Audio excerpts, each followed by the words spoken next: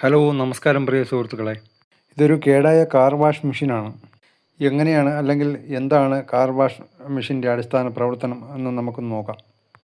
Car wash machine പ്രധാനമായും 3 ഭാഗങ്ങൾ ചേർന്നാണ് പ്രവർത്തിക്കുന്നത്. Power supply section, motor section, pump section. Car wash machine പൊളിച്ച് അതിൻ്റെ ഉൾഭാഗമാണ് നമ്മൾ കാണുന്നത്. ഇതാണ് അതിൻ്റെ പമ്പ് സെക്ഷൻ എന്ന് പറയുന്നത്. പുറമേ നിന്ന് നോക്കുമ്പോൾ നമ്മൾ അതിൻ്റെ ബോഡിയൊക്കെ ഫിറ്റ് ചെയ്ത് വച്ചേക്കുന്നത് കാണുമ്പോൾ ഒരു വലിയ മെഷീൻ ഇതിനകത്തുണ്ടെന്ന് തോന്നും. പക്ഷേ ഇത് പൊളിച്ച് കഴിഞ്ഞാൽ ഇതുണ്ട്, അതിനകത്ത് വേറെയും കവറാണ്. ഇതിനകത്താണ് മെഷീൻ ഇരിക്കുന്നത്. ഇതൊരു ആർമേച്ചർ ടൈപ്പ് മോട്ടറാണ് ഇതിലുള്ളത്.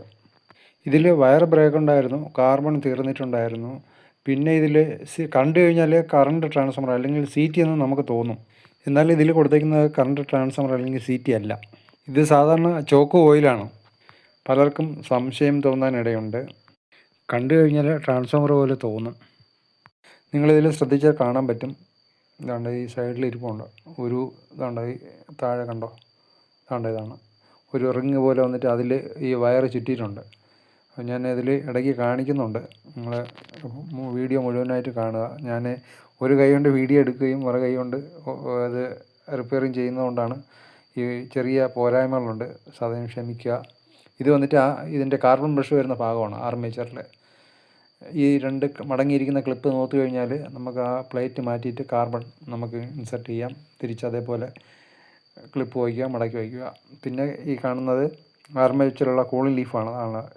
ഈ അതിൻ്റെ താഴെ കാണുന്നത് കൂളിംഗ് ലീഫാണ്. അത് ആർമേച്ചറിൽ ഘടിപ്പിച്ചിട്ടുണ്ട്. മോട്ടോർ സെക്ഷൻ, ഫീൽഡും ആർമേച്ചറുമാണ് അതിനകത്തുള്ളത്. പിന്നെ ഈ പമ്പ് സൈഡാണുള്ളത്, പമ്പ് സെക്ഷൻ. വളരെ ചെറിയ ഒരു മോട്ടറാണിത്. ഈ കാണുന്ന ബോഡിയിലാണ് ഫീൽഡ് ഉള്ളത്. ആ കോപ്പർ കാണുന്നതാണ് ഫീൽഡ്. അതിനകത്താണ് ആർമേച്ചർ ഉള്ളത്. ഈ ചോക്ക് കോയിലെന്ന് പറയുന്നത് ഒരു അയൺ കോറാണ്. അതിൻ്റെ പുറത്തുള്ളത് കോപ്പർ കോയിൽ, വയർ ചുറ്റിയത്. പിന്നെ ഉള്ളത് ഇൻപുട്ട് ഔട്ട്പുട്ട് വയർ. ഈ ചോക്ക് കോയിലിൻ്റെ പ്രവർത്തനം എന്ന് പറയുന്നത്, മെഷീൻ സ്റ്റാർട്ട് ചെയ്യുമ്പോൾ പെട്ടെന്ന് ഹൈ കറണ്ട് വരും. ഈ ഹൈ കറണ്ടിനെ സ്മൂത്തായിട്ട് കൺട്രോൾ ചെയ്യാൻ ഈ കോയിൽ സഹായിക്കും. ഈ ആർമേച്ചർ മോട്ടറിൽ സ്പാർക്കിങ്ങും നോയ്സും കൂടുതലായിരിക്കും. കാർബൺ ബ്രഷ് കൂടുതൽ കത്തുന്നത്, ആർമേച്ചർ കേടാവുന്നത്, സ്വിച്ച് കംപ്ലൈൻ്റ് ആവുന്നതൊക്കെ കുറയ്ക്കാനായിട്ട് ഈ ചോക്ക് ഓയിൽ സഹായിക്കും. ഈ കാർ വാഷ് ഓണാക്കുന്ന സമയത്ത് വീട്ടിലെ ലൈറ്റ്, TV ഇതൊക്കെ ഡിസ്റ്റർബ് ആവുന്നത് നിങ്ങൾ കണ്ടിട്ടില്ലേ? അത് കുറയ്ക്കാനായിട്ട് ഈ കോയിൽ സഹായിക്കും. ഈ കോയിലിൻ്റെ വയർ ബ്രേക്ക് ആയിക്കഴിഞ്ഞാൽ എന്താണ് സംഭവിക്കുക എന്ന് നോക്കാം. ഒന്നാമത്തത്, മെഷീൻ സ്റ്റാർട്ടാവില്ല. അഥവാ സ്റ്റാർട്ടായാൽ മെഷീൻ ഉടനെ ഓഫാവും. ഇതിൻ്റെ കാർബൺ പെട്ടെന്ന് തന്നെ കത്തി തീർന്നു പോകും. ഇതിൻ്റെ പ്രഷർ കുറയും. പിന്നെ ഫുൾ RPM കിട്ടത്തില്ല.